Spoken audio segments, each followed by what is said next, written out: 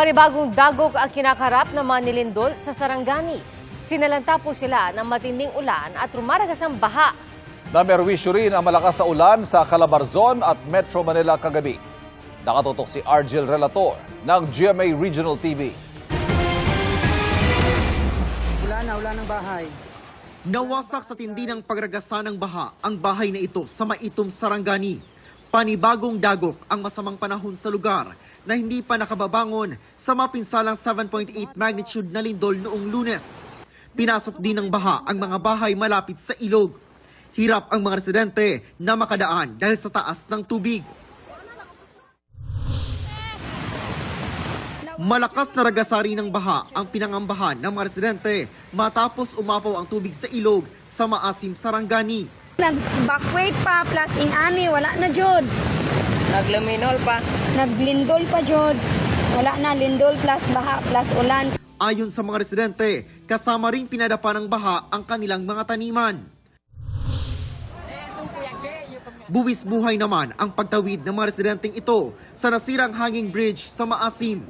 Nagpatupad ng forced evacuation ang barangay roon dahil napagitnaan ng dalawang sapa ang lugar. May mga bahay ding pinalubog ng baha. Nagka-traffic din dahil ang tulay na ito hindi nadadaanan ng mga motorista. Nagkaroon kasi ito ng uka sa ilalim at kita ang ragasa ng tinatawiran nitong ilog. Sa pagbuti ng panahon sa Sarangani, tumambad ang pinsala. Ang tulay na apektado ng ulan kahapon, nananatiling sarado muna ang isang lane habang kinukumpuni. Dahil sa ragasa ng tubig baha na dumaloy dito sa ilog na ito ng Cumaba Bridge sa Barangay Canalo, ay nasira itong approach nitong tulay. Sa ngayon nga makikita natin napakalaki ng butas dito sa tulay na ito at ayon sa mga empleyado ng DPWH na ating nakausap ay yung ibabang bahagi wala na talagang lupa yan kaya't nakahang na ang itaas ng tulay na ito. At ang ginawa nila doon sa kabilang banda ay tinambakan muna nila ng lupa temporarily upang madaanan dahil nga kahapon ay napakataas at napakaraming mga motorista na ang na-stranded. Halos baluti naman ng putik ang ilang kabahayan. Ayon sa Pag-asa, easterlies ang nagpaulan sa bahagi ng Mindanao. Animoy may bagyo sa Talisay, Batangas. Bukod sa malakas na ulan at hangin, walang humpay rin ang kidlat at malakas na kulog. Namerwisyo rin ang ulan sa Metro Manila. Halos mag-zero visibility sa ilang bahagi ng EDSA. May mga bahagi ring nagkaroon ng baha. Ayon sa Pag-asa, localized thunderstorms ang nagdulot ng masamang panahon sa Batangas at Metro Manila. Mula sa GMA Regional TV, Argel Relator, nakatutok 24 oras. Patay matapos pagtatagain ng isang lalaki sa Cebu. Sa kuha ng CCTV, makikita ang dugo ang biktima na sinundan ng isa pang lalaking may hawak na itak. At bagamat nauna ang biktima, agad na nakasakay ng tricycle ng suspect kaya naabutan niya ito. Ayon sa pulisya, magkaibigan ng dalawa at pinatutuloy pa umano ng suspect ang biktima sa kanyang bahay. Pero noong araw na yon, umuwing galit ang biktima habang natutulog ang suspect. Sa salaysay ng suspect, doon hinamon umano siya ng biktima na bunutin ang kanyang itak. Ito anila ang naging dahilan para tagain siya ng suspect na kalaunan ay naaresto ng pulisya. Mahaharap siya sa reklamong murder. Isang pahinante ang naipit sa salpukan ng dalawang truck sa Pasig. Ang ibang motorista nabagsakan ng bote ng soft drinks mula sa isa sa mga truck. Nakatutok si Gabriel Gonzalez. Trahedya ang sinapit ng lalaking pahinanting yan matapos maipit sa pagsalpok ng kanilang sinasakyang trailer truck sa isa pang trailer truck sa C5 Ortigas flyover southbound pasado alas 11 kagabi. Nakaligtas ang driver ng truck. Ayon sa driver, galing sila sa Antipolo at papunta na sana ng Santo Tomas, Batangas. Malakas kasi yung ambon kanina. Sumusunod ako sa ELB. Hindi ko akalain ang o-overtake niyan malapit na. Siyempre, mabulaga rin ako. Pinagtutulungan po ngayon ng mga tauhan ng Ugong Rescue, Pasig City DRRMO at maging ng MMDA yung pagkuha doon sa natrap na pahinante. Sa ngayon po ay gumagamit po sila ng mga special equipment gaya na itong hydraulic equipment para mapabilis po yung pag-retrieve doon sa natrap na pahinante. Halos 3 oras bago nakuha ang katawan ng biktima. Pagdating namin dito, nakita namin yung tao talaga is ipit na ipit nung truck. Di siya basta-basta agad matanggal. Kumalat sa kalsada at nagkabasag-basag ang dala nilang mga bote ng soft drinks. Nabasag pa ang windshield ng isang sasakyan sa baba ng flyover matapos mabagsakan ng mga bote. Ayon sa driver ng nasalpok na trailer truck, nakatigil sila sa gitna ng Ortigas flyover dahil may aberya sa truck nang biglang mabangga ng kasunod na trailer truck. Kasi ito nawalan ng diesel. Tapos mabilis yan. Sa baba pa lang sir, ang bilis na nito sir, kaliwat kanan na yung overtake niya. Iniimbestigahan na ng mga otoridad ang insidente. Gabriel Gonzalez, Nakatutok, 24 Oras. Hindi lang nagluluksa ang mga kaanak ng isa sa dalawang OFW na pinatay sa Lebanon. Nanghihingi rin po sila ng paliwanag kung bakit napagpalit ang kanilang mga labi. Ang tugon ng Department of Migrant Workers sa pagtutok ni Von Aquino.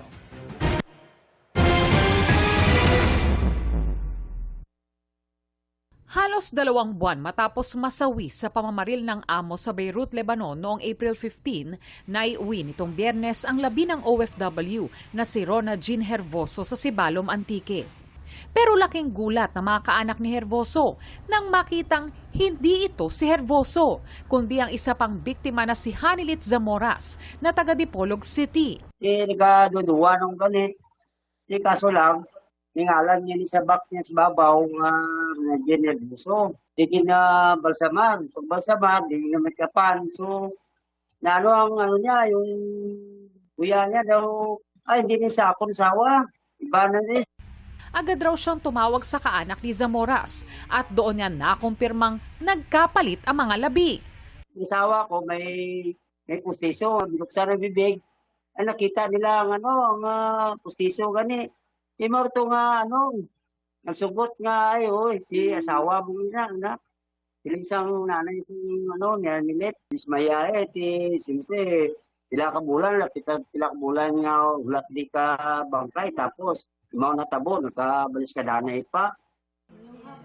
Kaninang umaga, pumunta ang Overseas Workers Welfare Administration Region 6 sa kaanak ni Hervoso sa Antique. Tiniyak nilang agad ipoproseso ang pag-uwi ng labi niya mula sa Dipolog City. It may be because of the current conflict sa Lebanon nga wala nila natalupang dansang maayo. Siguro sa linukpanay man dito, kag na-ship nila nga mislabeled. Pinaiimbestigahan na ni Migrant Workers Secretary Hans Kakdak sa Labor Attaché sa Beirut at dito sa Pilipinas kung paano nagkapalit ang mga labi. Ito'y malubhang pagkakamali at I'm taking full responsibility. I've communicated with both families and assured both families na isasagawa ito. Most likely either Wednesday or Thursday the process will be completed. Kailangan lang kasi hindi pwedeng idiretso. Babalik muna sa Manila, both human remains nila, and then they will be properly shipped. Posible anyang ang mga tauhan ng punerarya sa Beirut ang nagkamali. Nasaksihan naman daw kasi ng mga kaanak ng mga biktima ang identification at sealing ng mga labi sa Beirut, pero yung kahuli-hulihang stage ng pagbalot sa itim na plastic, which is unusual, at paglagay ng sticker dun sa dalawang caskets, yan ang hindi malinaw kung pati yon sa stage na yon nasaksihan o yan ba ay sinagawa immediately prior to delivering the human remains to the airport in Beirut. Bibisitahin niya ang dalawang pamilya para personal na humingi ng paumanhin. Ayon sa DMW, hindi pa nakakapaghain ng kaso laban sa suspect pero nasa kustodiya pa rin ito ng mga otoridad. Von Aquino, Nakatutok, 24 Oras.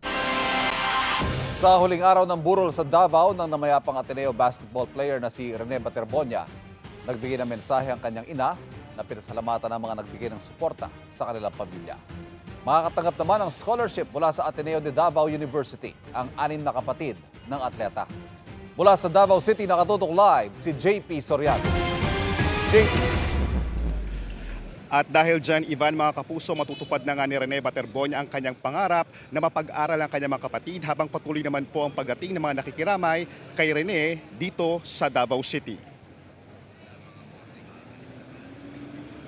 Nang lumuwas pa Maynila si Rene Baterbonia o Bobet noong June 4 para maglaro para sa Ateneo Blue Eagles, bit-bit niya ang pangakong pagbubutihan ng pagiging student athlete para makaipon at mapag-aral ang mga kapatid. Pero ang pangako at pangarap na yan, hindi na makakamit matapos mamatay ni Baterbonia sa gitna ng team building activity ng koponan sa Dipakulaw, Aurora. Sa misang idinao sa public viewing ng mga labi ni Baterbonia kagabi, may inanunsyo si Ateneo de Davao University President Father Karel San Juan. 6 ng kapatid ay bibigyan po ng Ateneo de Davao University po ng scholarship.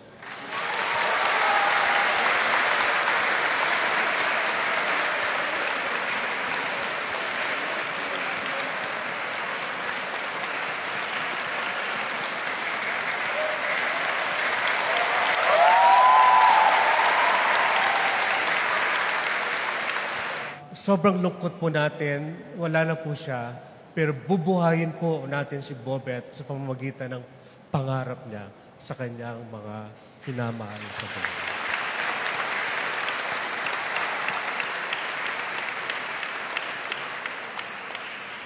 Sa misa kagabi, nag-alay ng awit at mensahe ang teammates ni Rene sa Ateneo de Davao Senior High School basketball team.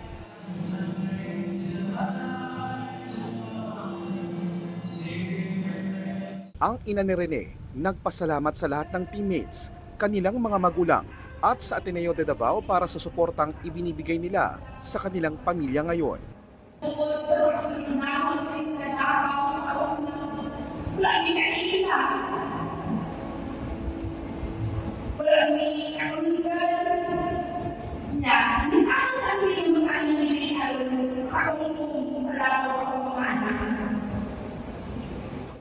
Kagabi, marami ang sumilay. Ngayon, ang huling araw ng buro ni Rene sa Davao. Sa Agusan del Sur, na hometown ni Rene, isang mural ang ginawa na tinawag na Art Sunon para sa batang atletang itinuturing na sports hero ng probinsya. Ang pamilya Baterbonia patuloy ang hiling sa mga nakasama ni Rene sa training na magsalita.